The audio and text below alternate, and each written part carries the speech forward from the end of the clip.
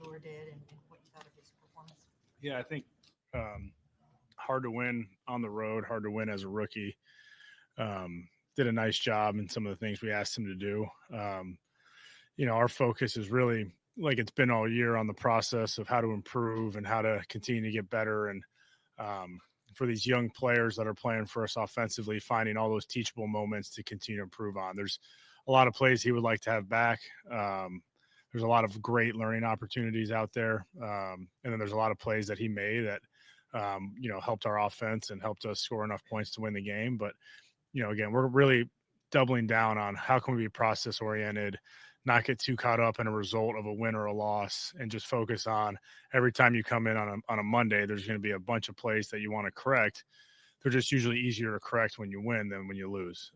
So our focus is there on continuing to improve. I think SHEDEUR's done a really nice job this week of continuing to prep and really starting to hone in on the things we're asking of him, and excited for another opportunity. Seem to really play from within the pocket a lot more than even those 2 quarters against Baltimore. What was sort of the process in getting him more comfortable to stay within the pocket? I don't think there's like a magic solution here, right? I think you just got to continue to show evidence of, hey, this is a clean pocket. This is what it looks like. These are the times where we need to stay in here and read things out. And with him, there's the balance of, hey, he can do some things creatively outside of the pocket. Like, when is it time to go and when is it time to stay in there? There was a third down there during the game last week where felt like we could have stayed in there instead of flushing out to our left. And he's the first one to recognize those things. And then, the play extension to Jerry on the big in cut, we have a little pressure off our right side that made him move right. And then that's a great example of, hey, this is a good time to get out of there and, find something down the field. He does a really nice job of keeping his eyes downfield as he evades. So I would love to say, hey, there's one thing that we do that gets him to stay in the pocket. I think it's just the teachable moments that come up throughout the course of a game to show him what a clean pocket looks like. Or if we got a route concept versus a coverage we really like, you might be a little bit more willing to hang in there and let it develop. And a lot of that comes with time and reps and time on task. Kevin talked about the 52-yard throw to Isaiah, that being such a high-level play, and them being in cover 0 and the free runner. But that play specifically, like, how much do you think that opened things up throughout the course of the game and opened up maybe some of the shorter passing lanes? Yeah. I don't know if it necessarily opens things up in terms of how you're describing it. I think like we were going to be hot on that play. We could have protected a little bit differently to be less hot. He makes an unbelievable individual effort, a great throw off his back foot, gets hit. It's right where you want it. They're playing cover 0, which is an aggressive call. It might have dissuaded them from playing cover 0 throughout the game, which again helps our protection moving forward. And then I think for him, it's kind of like your first start, you're on the road, like make that first play, and then it kind of settles you into the game. So when you talk, like I look at it through the lens of what does it open up? It probably opens up a little bit of a confidence and a relief from, okay, make that big play, and now let's focus on moving forward and going to continue to play. And I think as a young player, when you have that first moment where it's like, all right, I made the play, now let's just settle into the game. But no, it was a great individual effort, and I think that helped him throughout the course of just staying confident and calm as the game went on. Was he willing to take the deep shot, or have these always obviously probably been in the game plan, but maybe SHEDEUR has so much confidence in his accuracy to go ahead and take them? Yeah, I think guys have different not to compare it to anybody else or anybody else that's played, quarterback for us, whether it's Joe or Dylan or anybody else. Like, I just think throughout the course of a game, sometimes you call the shot versus the coverage you want and you get it to go, right? And sometimes you don't, and you got to check the ball down and make the right decision. That's part of the process for our guys, is instilling in them is, hey, these are the premier looks that we're calling these verses, and this is what we want them against. And when we have those looks, let's take a rip. If not, then make the right decision and we'll call it again. In the first game he played, I think somebody asked me about it last week. We hit Harold on the big in cut, that 2-minute drive. We had called it earlier in the game.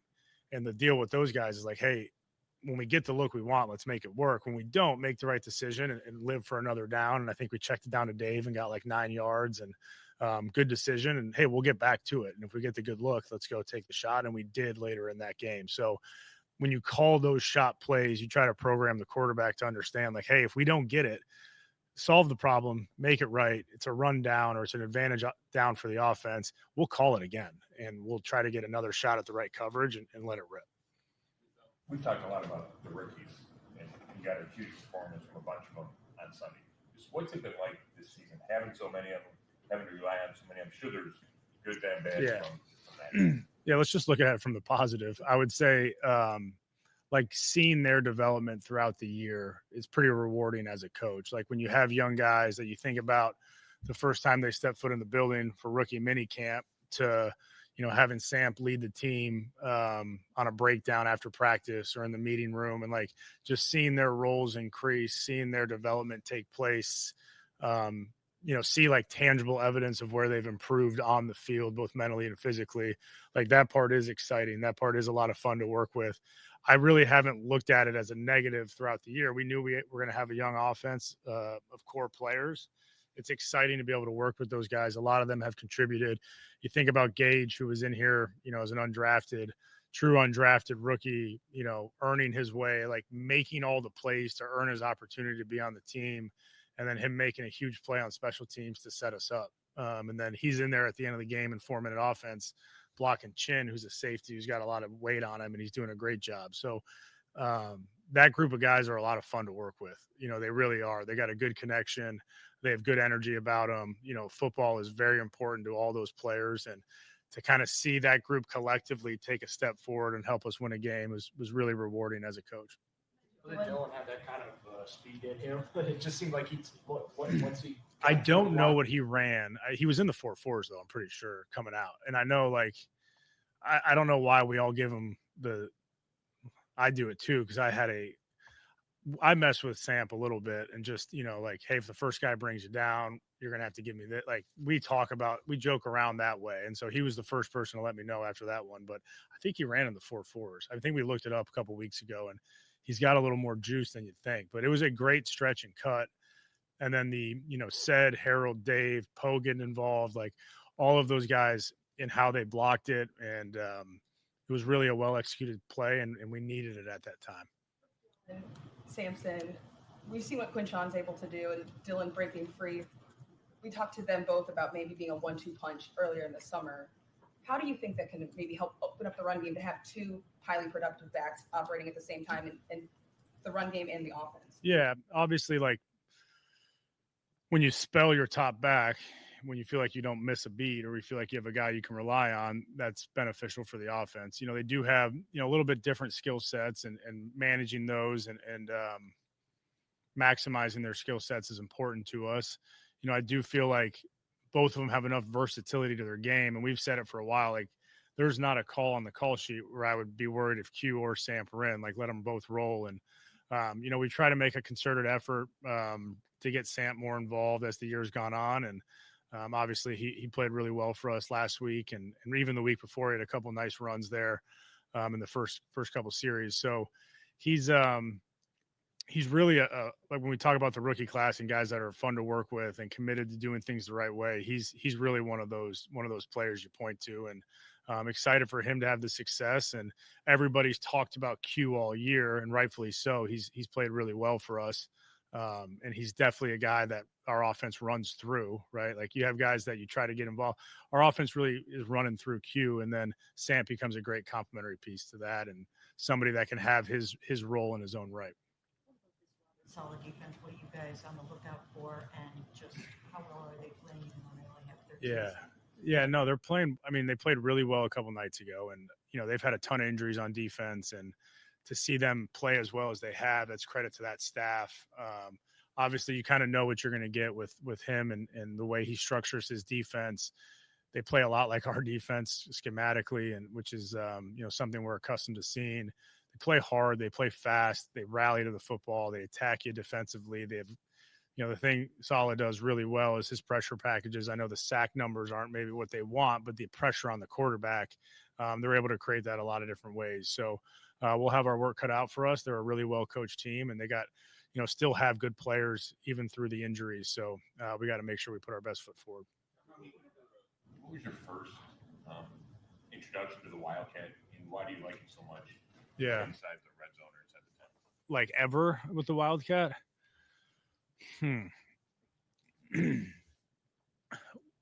When I was working at Notre Dame, we introduced it. Never got a ton of benefit out of it there, just for whatever reason. I think we had it up a few weeks ago, going into the Miami game. Just felt like we could gain an extra gap in the run game, gain an extra hat in certain places. Makes you really defend in the run specific looks all 11 without giving up too much of the schematics of it. Like, there are some real advantages to it. Q has, comfort in doing it, and somebody we trust doing it. And you can kind of define the look you're going to get to attack. Obviously, we've had a lot of success here in 2 small sample sizes in games, but we've scored 4 touchdowns and have had some productive runs in the package. Our fullback was unavailable there throughout the game. So that takes you out of a certain personnel grouping. So that's kind of, the Wildcat's another one you can use in those run heavy situations. And, we don't use it every week, but it's something we work on and have at our arsenal, and have a lot of confidence in that group of guys, making those plays work. And you can kind of define the looks that you're trying to attack. Harold, and especially the way he's able to pick up the yards after the catch for you guys. I think it just seemed like it was such a Unbelievable. Yeah. He's done that all year. Like, we try to tell our guys, like, when you think Harold's being tackled, like, he's probably not. So keep playing through the play and keep blocking for him and keep hustling, because that block could be the difference of a 12-yard gain. And if we just stay with it, there's nobody really left. And so he's got tremendous, body control. He's got tremendous contact balance and strength. It's kind of just one of those innate things that he has. Like, I don't have a great reason why he's able to do that, other than he's strong and he's got good balance and he's got a real will to him on fighting through those plays and finding ways to maximize yardage. It's really an impressive trait.